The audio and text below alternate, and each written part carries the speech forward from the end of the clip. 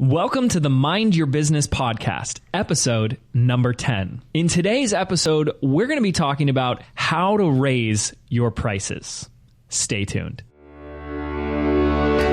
Hi, I'm James Wedmore, and I've built a 7-figure internet business that offers the financial freedom to do what I want, when I want. And I'm the first to say that hard work and hustle are not essential ingredients for your success. So, how do you build a thriving business from the inside out?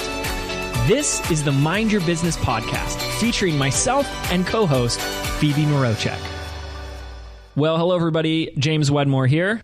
This is a very important topic to be discussing, how to raise your prices. And we're going to just jump right into this here today, because where we want to start you at on this topic, because I think a lot of people are interested in this, is that there's a few caveats. And the first thing is that, I think there's a lot of good coaching and advice out there on the internet where people will just be like, we'll raise your prices. And we're kind of supposed to just be left with that, okay, thanks, done. And it's not that easy, is it? I don't think so. But yeah, as you said, people are always saying, just go ahead and do it. Just raise it. Just see feels and do it. And to be honest with you, that's just not the best advice. So I think our caveats here are going to be really important for our listeners. Yeah, because you're here and you're going to get value out of this if either you should be raising your price, or someone has told you to be raising your prices or your rates, but you're just facing resistance around that. You're struggling. So what we want to do is we want to introduce you to 6 arguments, 6 insights, and 6 new ways in which we can look at what raising your prices really means, raising your rates. So whether you have an online course, a live event, digital event, coaching, software, whatever, this is going to be extremely powerful. And I don't think we really need to go into this today. Phoebe and I were talking about this before, but we're not here saying raise your prices and sell crap, right? Exactly. I think that's the biggest thing, is when we're talking about raising your prices, we're also talking about, raising your own personal standard. You should be offering an amazing product with amazing service. I think that's something we all strive to do. So make sure that we're keeping this in mind as we go through all of these different points. Yeah. So let's take a look at these 6 things that we've come up with. And the first one, number 1, so true. Anybody who has done this will agree 110%, is that the effort to sell, what it takes to sell or close a sale, a deal, the effort and the energy involved with that is not proportional to your price tag, which means that in most cases, it will take the same amount of effort, sometimes less, believe it or not, to sell something for $50 to $100 as it does to sell something for $1,000. And that sounds backwards, crazy. And a lot of people just say I'm going to do a webinar and I'm just going to sell this product at $50 because I'm not really that great at selling yet. And I'll just go for bulk. I'll just go for volume and make the money that way. And it's how's that working out for you? Right. And I think we have a really good example from our 48-hour film school launch when we're talking, when you're saying going for volume, well, it takes so much more, time to sell 100, 600 people like you did on the 48-hour film school than it would have if we had just raised the price a little bit more. Yeah. So if you guys were listening in on our episode about the launch aftermath, one of the biggest lessons, which is what created this episode, it was birthed from that discussion, was going through the experience of relaunching a past product and realizing, holy cow, why am I offering this product at this inexpensive of a rate? And yes, we had a high volume of customers. An insane amount of customers. But we truly, truly believe that if you guys can get this, we did a launch. And if we would have raised the price, we might not have had as many customers come in. But I would bet everything that the financial revenue number would have been higher. Same amount of effort. The launch would have gone on for the same amount of days. We would have put the same amount of work in it. But if the price tag was different, we would have resulted with more revenue. And that's what we really want to get across with this. So during the launch, we were kind of playing around. I don't really recommend you do this in a launch because it starts messing with your brain. But we had a total sales 670 something plus.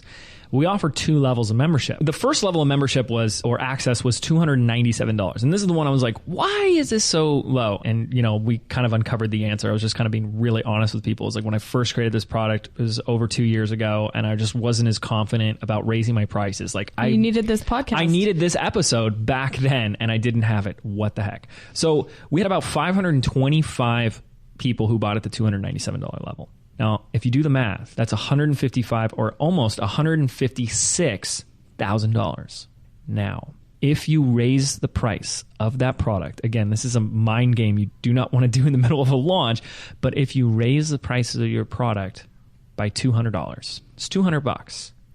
And if you were to get the same amount of customers buying it, that is over $100,000 in additional revenue.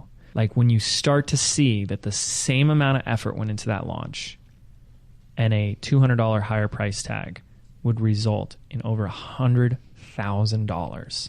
It starts to, that's why you don't do this during a launch, because you're just like, Captain Hindsight comes in and you're like, why? But, and again, like there's always the caveat, the disclaimer that we're going to go back to is that, raising your prices is what we're challenging you to do here in this episode and encouraging you to do. But before that and after that, your offer, your product, program, software, service, whatever, needs to still over deliver. And it still needs to be at a premium level. So to recap, what we're saying here with this first point is that the effort to sell, promote, or launch is not proportional to the price tag, which means you're not going to have to work any harder any longer just because you've decided to raise your prices. And at the end of this episode, we're going to give you a little fun exercise on how to actually raise your prices to the point that works for you. I can already foresee it, that we're going to have people, well, how much should I raise my prices to? What should it be at? And we're going to help you through that because only you have the answer to that. We can't give you that answer, but we can give you a process to discover that. Right. And number 2, the transformation is in the transaction. So, James, do you want to go a little bit more into this one and what you think that, what this means to you? Yes, I love this, and I've been sharing this for a long time. The transformation is in the transaction, and it really stems from something I discovered a while ago. I've been selling online courses and coaching and doing that for a long time. But I also have a YouTube channel that has like over 6 million views, and those are the people don't pay to watch those videos. It's free content. I have a blog that gets a ton of visitors every month, and I've done, more free webinars than you could ever imagine. However, despite all that free content there to help people, 99, if not 100% of the testimonials, the results, the feedback, the life-changing stories and case studies that people have shared with me have come from paying customers. Not I watched every free YouTube video and then I started my 6-figure business. It came from the people who put the skin in the game. So what we're talking about here is that for a lot of people, they have this belief, okay, if you're an entrepreneur, if you're selling your own stuff, that you have a desire to help people. Then you have a belief that says, I'm not helping people if I charge. If I really want to help people, I'd give it away for free. And here's the thing. No one values free. They just don't. I'll tell you right now, every answer to the universe is sitting out there on YouTube for free. Yet people still struggle with every issue under the sun. And the transformation, which is what, if you're offering coaching, a product, program, training, membership site, that's what you're selling anyways, is the transformation. It's the action they take of saying, I'm committed, because that's what we're talking about here, is the commitment that is created the moment they put skin in the game. And by skin, I mean money.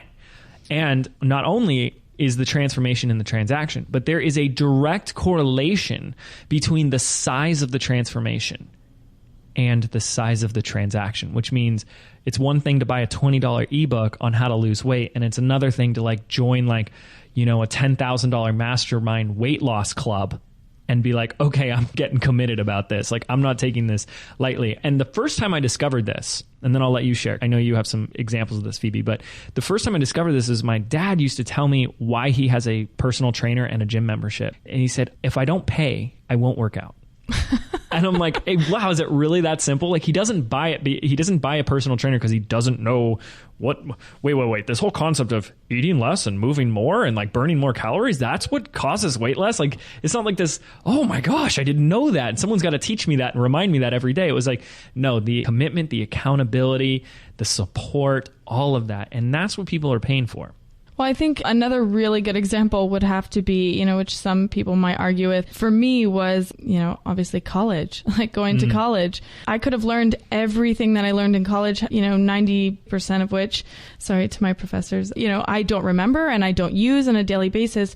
But because I actually made that huge investment, I actually had to go through the course material. And that goes for a lot of like these online programs. As you were saying, we all know a lot of the information we know, or it's out there and we can find it. But when it actually comes to doing the work and being held accountable, that's when actual results happen. And, you're talking about the transformation. Yeah. And also, I think weight loss is a great one. There's nothing, everyone knows you need to eat right and you need to exercise. But why does it take us, paying for these weekly trainings or personal trainers or whatever, and always at the beginning of the year? Now that just changes the game as soon as you start to put money into it. Yeah, it really is about putting skin in the game. And the first time I got to really experience this is I invested in a $5,000 3-day workshop. And that was the most I had paid for that short of a time. Like, I'd been a part of a really expensive mastermind, but like $5,000 for 3 days. And I was like, holy cow, like that was like scary for me. But immediately after I paid it, before I even showed up, the first thing it did two things. The first thing is it made me go have an experience of like, wow, I'm really taking my business and my life, seriously. I take it seriously because I just proved that with an action. Like, whoa, this is legit, And the second thing it did is it also, and this was very fascinating, it made me also more confident in just even asking for more money. Mm-hmm. Like, because if I can, it would be like, it just feels like out of integrity if you're like trying to teach people how to lose weight and you're like behind the scenes, like eating Doritos all day and like, just like not practicing fitness. But when you yourself are investing and putting skin in the game and then you ask others to do so, it just becomes like, well, I'm doing it and you obviously want what I got. Right. So here's what it's going to take. It's very fascinating what it does. And that's what I'm talking about with this transformation. So that's a huge one. Yep. And the next one is that something that I know I used to struggle with a lot, which is making the assumption that they can't afford it. So when you're looking at raising your prices, from, I don't know, 3,000 to 5,000, all of a sudden it becomes a different conversation, or it did for me in my head, which is, oh, what happens if they can't afford it? Yes. And I think that's probably the number one objection that's going to come up for people when you've heard someone say, raise your prices. You're like, but my people can't afford it and that's too expensive for them. And we just want to say that like the biggest thing, first of all, the lesson here is that you just can't assume that. You just don't know. But what this is really doing, because I do like to say like, how dare you make decisions for someone else? Because that's what that is. It's what you're doing. But you are forcing people to play small. You're not letting people show up, take responsibility for their life and decide for themselves. And I want to give a great example here of a coaching student that I always like to tease, like courted me for like 6 months, like was literally like just incessantly bugging me about like, I want to work with you. I want to work with you. And like, I wasn't taking on any one-on-one coaching clients at that time. And to kind of like just shoo them away, I threw a really expensive price tag. I think it was like $10,000 for like, and he lived locally. So I was like, and you can like come into the office for a day. Yeah, I've actually ironically considerably raised my prices since then, but I'd never charged anything like that at that point. He was coming to me with not having made any money or revenue in his online business, but I wasn't attached to like, I need this sale. I got to get this, blah, blah, blah. I was more like, leave me alone. So here's the price. So you can easily say no. And he was like, done, here you go. And just like sent the money right over. Because you gave him the opportunity to step up. Yep. And didn't make any decision for them. And again, like we're going to get to this more as we go through this, but like there's nothing wrong with somebody saying no. I think that's another big thing is that could be a whole nother episode. Gosh, it really is that this is so important. And I know we're like really intentional about trying to keep this short, but there's so many things that come up because it's such a powerful topic. So I was teaching at one of our live workshops, and I was doing this with Brandon Lucero, one of my business partners, and we teach people how to create their local marketing agencies. And one of the things we really encourage people to do there is offer premium boutique prices and packages. And we went around the room and we asked everyone one question: what do you make it mean when someone says no to your offer? And we asked people to share it. And like, people started crying in the room. Like, it was really an intense moment. We had people saying that I'm not good enough, that I'm not qualified enough, that people were going as far as saying if they say no, everyone's going to say no, and my business is going to fail.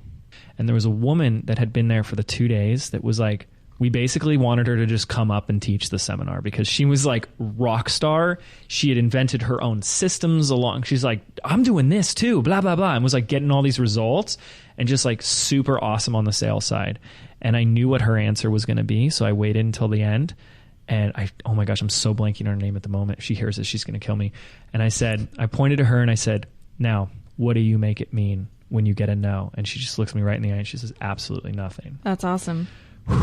And like, I really think it hit everybody in the room. So like, obviously you're not going to want to raise your prices if you're afraid of people telling you no or saying no thanks or I'll pass. If you think that means that you're going to fail, that you're a loser, that you're not good enough, that you're not worthy enough, right? But if it doesn't mean anything, like, what's the worst that can happen? Right, because you never know what's going on behind the scenes. And, you know, we're saying that this could be a whole nother episode because this is something that in my early 20s, I had a whole challenge. I ran this team and I had a challenge that you had to go out and get 100 no's. And that just like flipped the switch on everything. And everyone was like, oh, that was totally different than, you know, I'm used to getting 100 yeses. And so to get 100 no's, it really, by the end, you know, even after the first 20, I didn't really expect them to get 100. But after the first 20, nobody cares. It doesn't matter anymore. You're still breathing. Exactly. You're still alive. Okay, so I want to talk about the next one. This is number 4. And I think this is a huge thing too, is, you know, people always got that question, like, how much should I price my product? And they're usually trying to answer that question through the lens of, what's the most I can make that people can afford? What are my competitors doing? And can I price it maybe a little less or maybe just a little more?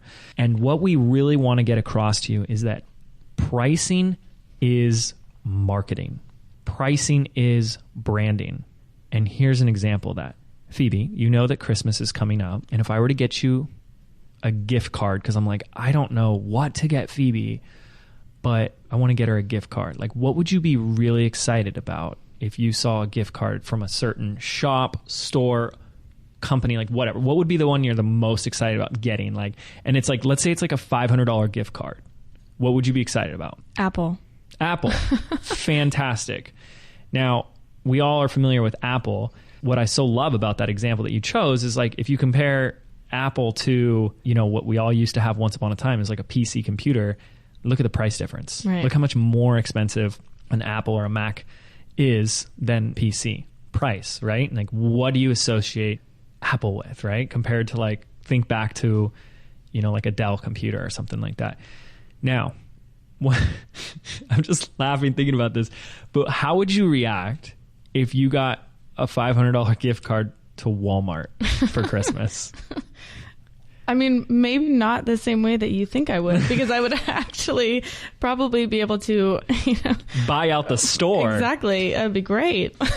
Knickknacks for everybody. But we want you to start looking at examples of companies. Like Walmart is the perfect example. Like, what do you think of when you think of Walmart? Well, the first thing you think about is like the low price leader, right? Like, they're going to undercut everybody on prices. But there's a lot of other stuff that automatically get just attributed to Walmart because of the simple fact that they are the low price leader. And one of that is that there are websites dedicated to weirdos of Walmart.com where, like, you know, there are a lot of people like, oh, I don't want to shop at Walmart. Now, there might be people here that are like, I love it, and that's fine. But the question really becomes, do you want to have the same brand as Walmart, which is like, you know, like, all we're really known for is having everything but really, really cheap, and we're going to just beat everyone else's prices, and sure enough, look who it attracts, which we're going to talk about that in a moment. Or something like the Neiman Marcus or, you know. The Nordstrom. Actually, I have a good example about this a couple weeks ago. Nordstrom's, I didn't realize, has a free personal shopping experience that you can just book in and somebody goes and picks out all your clothes for you. And that was something I've never experienced. And it was just such a higher quality of service. And then the products are amazing. And, you know, I was so much more inclined to buy out whatever they were recommending because they know a lot more about fashion than I do. But it was so nice. Whereas Walmart, you know, you have the greeter, which is probably the only time you actually come into contact with anybody who works at Walmart. So it was just that completely different level of service, of quality, which, you know, we would associate our, you know, hopefully our companies with a high quality, you know, well branded and high price products or high quality products. Sorry. It's just so fascinating that like the simple act of raising your prices gives you the opportunity to move away from being the Walmart type brand or the like, I want to think of like a low price kind of like crappy like quality car company or anything and move you towards the nice, more luxury, premium, high end. At the end of the day, like, why wouldn't you want that? You know, it comes with a lot more perks and benefits to it. So that's number 4. Number 5 is that the no from a cheap sale is worse than the no from a I don't have the money sale. So basically what we're saying here is, you know, when someone says no, and we're talking about the power of no, but in this example, when somebody says no from you selling, you know, a $40 product, it's worse than somebody saying no to a $4,000 product, because obviously you then are, you know, you're a little bit more legit. You're left, or your customers are left with kind of still a good taste in their mouth as far as you and your service. Obviously, you know, they think they can't afford you because you're so amazing. You can charge these prices. Other people are paying these prices. So it's a completely different no. Yeah. I think there's this belief if your price is so high that someone says no to it, that all of a sudden they're going to judge you as like greedy or out of this world crazy. Like, oh my gosh, Phoebe's $10,000. She's freaking nuts. She's crazy. What is she thinking? And that just doesn't happen. Instead, it's like, you know, if you're going to get the no, it's going to be like, oh man, I just like seriously can't afford this right now. But like one day, hopefully I can. But like, I just believe that a no from like selling your $40 product is much worse because I can't afford it is just not is not a real reason. And it's probably something like, this isn't for me, or this isn't what I really wanted. And so, you know, if you're going to get a no, which it's inevitable when you sell, pitch, offer, etc., there's no's and yeses happening all the time online with direct sales and direct marketing. I'd rather have it be the latter, not the former. So then the last one, I think we have a lot of examples about this one, but higher prices attract higher quality people. And not only higher quality people, but those people are the ones who are actually showing up, and those are the people who are putting the work in to get those good results. So we had kind of talked a little bit about, you know, your examples. The people of Walmart. Right, exactly. You know, Yes. they're not showing up and getting better results. But I have an example just from an event that I went to recently, and I had to pay to actually fly over and to attend. And then I bought this like VIP dinner and all of this. And I did my homework before I got there. I knew exactly who was going to be at the dinner. I knew what we were going to be talking about. And then after that, I knew that we were going to be put in like a smaller Facebook group. So I was so much more motivated after that to make sure I was the one that people were talking about afterwards. I was the one getting results. And you're saying it's because it was a high-end expensive dinner. It was not something that I would ever spend that kind of money on. Yeah. So they attracted through the price. Right. They attracted a higher caliber person. It's not that you're not a low caliber person in other situations, but they attracted higher caliber people, and you showed up in a whole new way, right? Because of it. It forced me. And I mean, oh my gosh, like, isn't that what we want? If you have a course, a coaching program, something, isn't that what you want? Is that for everyone? I mean, there's nothing worse for a teacher than like your students don't go through your stuff, they don't take action, and they don't get results. It's like you really question, like, what am I doing this for? I mean, like, all of these things that we talked to kind of connect to this last one, because in number 2, we said the transformation is in the transaction. I said 99% of my testimonials come from paying customers. Well, 99% of the unbelievable, like life-changing testimonials come from my high-ticket offers. The people that are like, so I was broke, didn't have any money, and I just built $100,000 business in the last 6 months, don't come from people who bought like, the $100 little training course or $50 ebook, but from people who invested in group coaching, high-end coaching, or something bigger. And it's, there's a reason for that. But truly, what we really want to communicate here is that if you raise your price, you're going to attract higher quality people that show up and really do get better results. You get to be more effective and powerful as a coach, as a teacher, as a facilitator. And I just think that is so true and so important. So what you want to do is you want to look around, like if you're already selling something, look at the energy and the kind of just the overall vibe of your people. Are there a lot of complaints? Are they asking? That's a great indicator. Yeah. Do they ask like the world of you? Okay, so that's something that's so glad this came up, because it's such a counterintuitive philosophy, is that like you sell your $50, $100 thing, and the tire kickers, the people that just barely afford the $97 are going to buy that. And then they're going to expect the world from you. Like there's always the noisiest ones, for sure. They're the noisiest ones. And you think that if you're going to raise your prices, that it's just going to get noisier.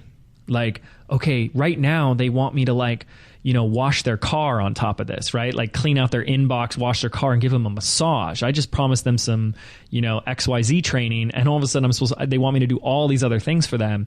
Now, if I raise my prices, they're going to want that times 10. And it's just not the case, because the people who will be attracted to that higher price are already busy.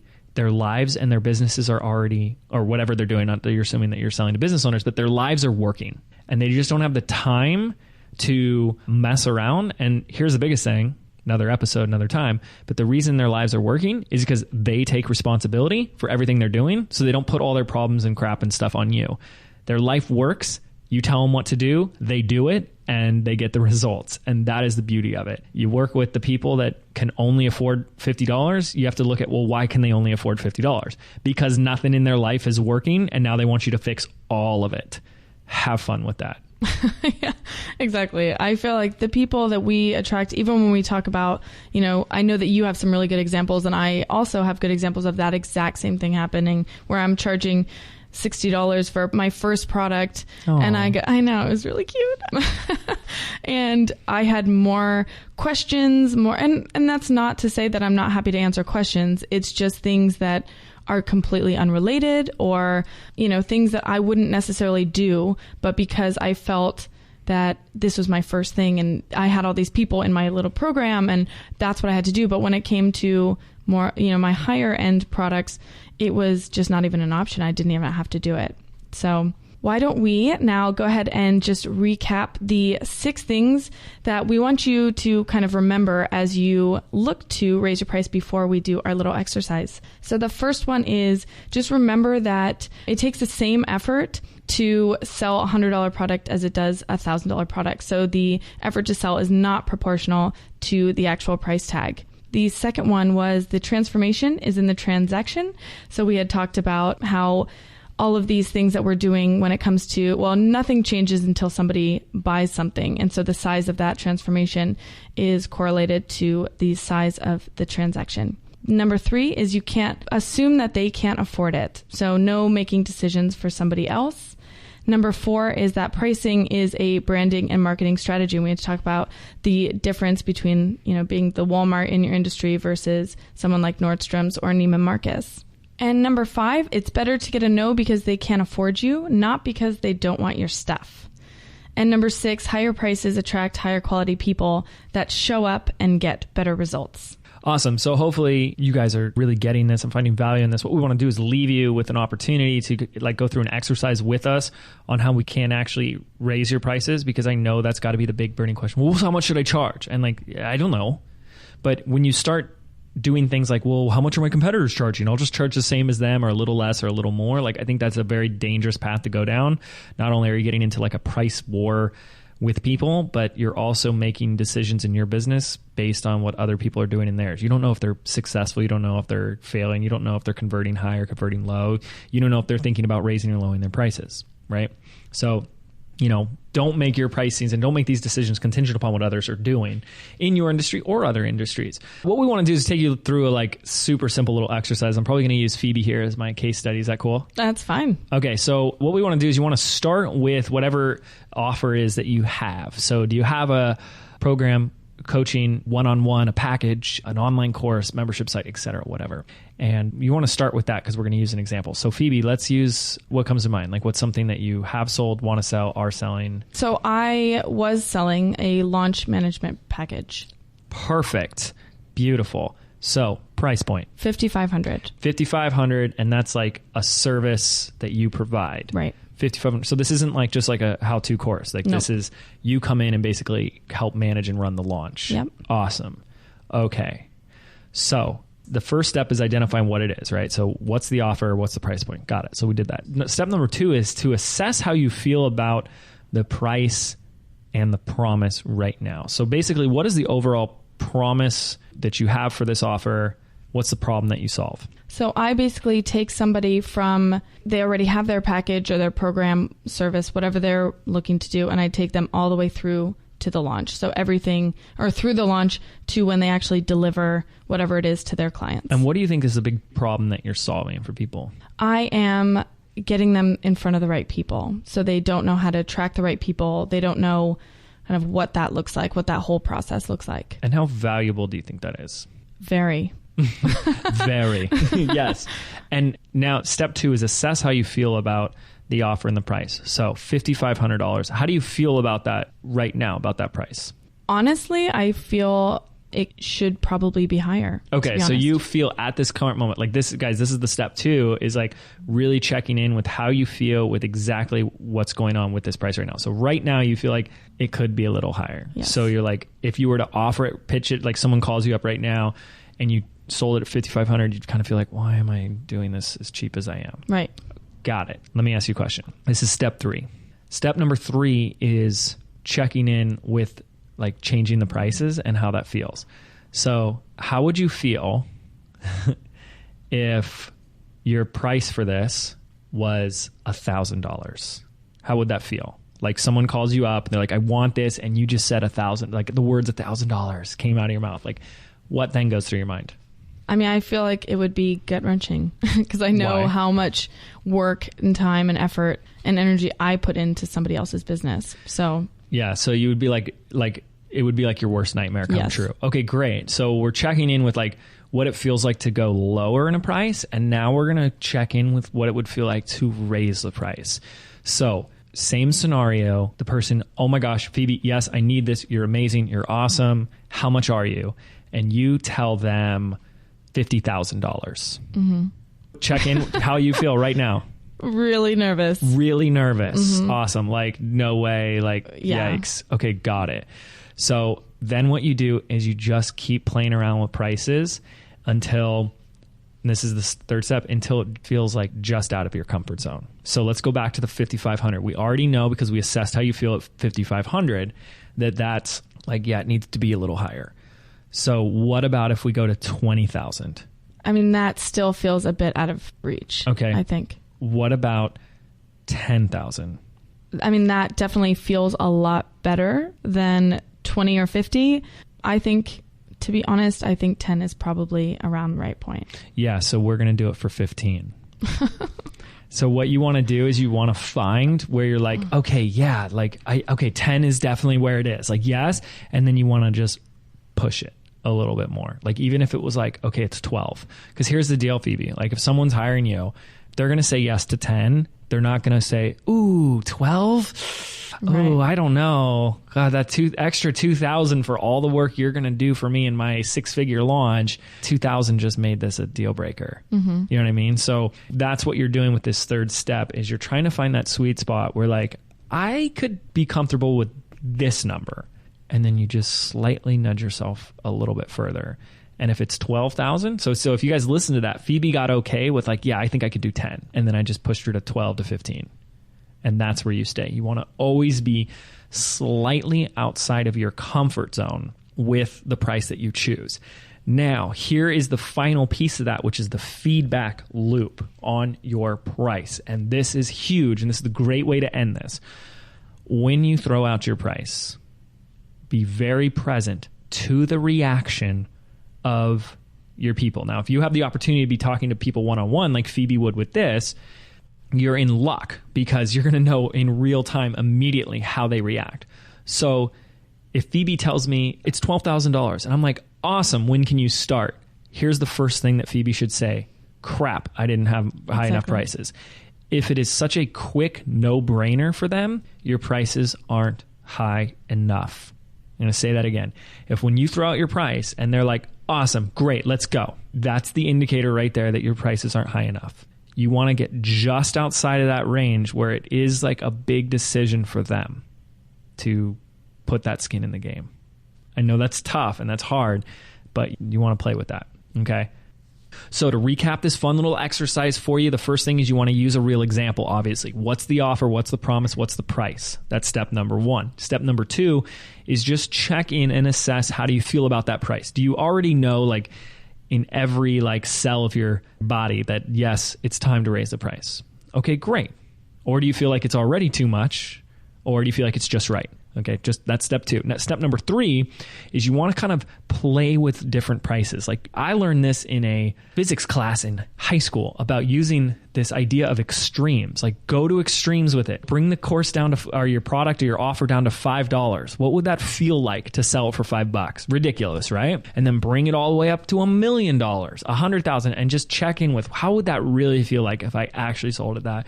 And where you want to do is find the sweet spot that is just outside a comfort zone for you, just outside. Okay, because listen, at the end of the day, if you're selling your program for $100 and some coach, some guy comes in and says, you need to be selling this for $2,000, how's that going to work out for you? Because you're just going to be like all up in your head with stuff. And you need to find the price point that is right outside that, just a little bit. It's just creating a little bit of growth and uneasiness, uncertainty for you. And then you'll, all of a sudden, that's going to be cool. Like, Phoebe's going to come back in 6 months and be like, yeah, it's time to go to $20,000 for this. And it's just like, okay, great. And you just raise your prices. But in the interim, you're going to realize that Phoebe's getting better and better and learning more and getting more discoveries, more insight, more experience, more wisdom under her belt. So it's like she has to raise her prices because her value, her asset goes up because of her experience and time in the game. So I hope you guys enjoyed this episode. If you haven't already, make sure to subscribe to us on iTunes. We got all the show notes and good stuff on our website and blog. Until next time, we'll see you guys on the next episode. Take care. Are you frustrated that no matter how hard you hustle, no matter how much you get done in a day, you still feel like you have little results to show for it?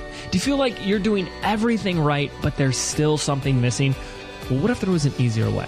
What if your business could be fun, effortless, and profitable? Phoebe and I have put together a free audio MP3 for you, compiling the 77 business affirmations for creating success from the inside out. And we want to give it to you absolutely free. This is your chance to rewire your brain for bigger results in your life and your business. To get instant access, absolutely free, simply visit 77affirmations.com. That's the number 77affirmations.com.